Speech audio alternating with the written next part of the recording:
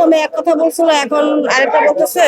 তো হা ভোটে আমরা সবাই ভোট দিব। আমাদেরকে আবার করতেছে যে আপনারা কোত্থেকে আসেন, প্রমাণ দেন। প্রমাণ দেওয়ার পরে ওনারা বলতেছে হ্যাঁ ঠিক আছে, ধানের শীষ নিয়ে আমরা যেখানে যাচ্ছি আমাদের মায়েরা আমাদেরকে জড়িয়ে ধরছে। না না, এত বহুত বছর আমরা ভোট দিতে পারি নাই। ভোট দিতে গেলে বলছে যে আপনাকে ভোট হয়ে গেছে, চলে যান। আমিনুল্লাহ খুব ভালো, আমি আমার জানা মতে খুব সে অনেক অনেক ভালো। হ্যাঁ, আমি যেরকম মতে জানি, ওটা খুব ভালো লোক। আমরা না, আমরা ধানের শীষ ভোট দেবো আমরা। প্রথমে এক কথা বলছিল, এখন আরেকটা বলতেছে। তো হা ভোটে আমরা সবাই ভোট দিব এবং 17 বছর 15-16 বছর পরে যে আমরা ভোট দিতে পারতেছি, এটাতে আমরা আমরা সবাই অনেক গর্বিত, অনেক খুশি। আমরা তো ভোট দিতে পারি নাই, আমাদের ভোট কিন্তু চাইতেই দেয় নাই ওই স্বৈরাচার। তাই এইবার যে আমরা দিতে পারতেছি, এটাই সবচেয়ে বড় কথা। অনেক সুবিধা পাচ্ছি। আমিনুল হক ভাই আমাদের নির্বাচিত জয় হওয়ার আগে যে এইগুলো ফ্যাসিলিটি গুলো দিছে, এটাতে আমরা আমাদের এলাকাবাসী অনেক খুশি, অনেক হ্যাপি। সবার মুখের কথা আমি একাই বললাম। আমরা তো এখানে কাজ করতেছি, সবার মুখের কথা আমি একাই বললাম।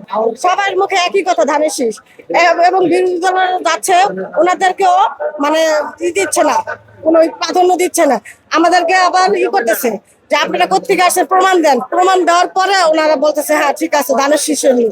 এই হচ্ছে আমাদের এই এলাকার ভিতরে জনপ্রিয়তা আমাদের আমিনুল হক ভাই ধানের শীষের। প্রধান সমস্যা হচ্ছে গ্যাসের সমস্যা, দেন আপনার এই যে রুম ভাড়ার একটা সমস্যা, যে রাস্তার পানি উঠে, এই সমস্যা। এই 3টা সমস্যা বেশি।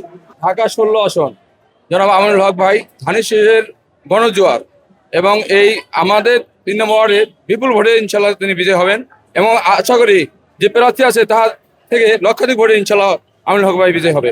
মানুষের অনেকেই অসুবিধা আছে, যেমন গ্যাসের সমস্যা এবং বিভিন্ন রাস্তাঘাটের সমস্যা আছে। এগুলো ইনশাল্লাহ যদি আমিনুল হক হইতে পারে, তিনি ইনশাল্লাহ এগুলো সব সমাধান করবেন। ইনশাল্লাহ আমাদের দেশ নায়ক তারেক রহমান জনাব তিনি বলেছেন যে হা ভোটে আমাদের সবাইকে ভোট দিতে, আমরা হা ভোটে ইনশাল্লাহ ভোট দেবো। হ্যাঁ, এটা ইনশাল্লাহ গণজোয়ারে সবাই বুঝতে পারছে, হারে ভোট দিবে। এবারের নির্বাচন আলহামদুলিল্লাহ অনেক ভালো। বিএনপির একটা ঈদের মতো মনে হচ্ছে, কিন্তু আমরা প্রচারণা খুব ভালোভাবে চালিয়েছি প্রত্যেকটা ঘরে ঘরে। এবং এলাকাবাসী অনেক অভিযোগ ছিল, মানে যারা বিগত দিনে যারা চলে গেছে তাদের বিরুদ্ধে অনেক অভিযোগ ছিল। আর কিশোর গ্যাংয়ের সমস্যাটা বেশি, আমাদের আমিনুল ভাই এটা কঠিন ভাবে দেখতেছে। গ্যাসের সমস্যা, এই সমস্যাটা আমিনুল কাছে, আমরা ক্ষমতায় আসলে আমরা বলতে বিএনপি ক্ষমতা আছে, কিন্তু আমরা বিএনপির একজন কর্মী। কাল আমিনুল ভাই কালকে আমাদের যে প্রতিনিধি, আমাদের যে 16 আসনের এমপি হবে, সে বলছে যে আমরা যদি বিএনপি ক্ষমতায় আসতে পারি তাহলে গ্যাসের দামটা কমানো হবে। এটা একটা সিন্ডিকেটের কারণে এই গ্যাসের দামটা বাড়ানো হয়েছে, এটা কমে যাবে।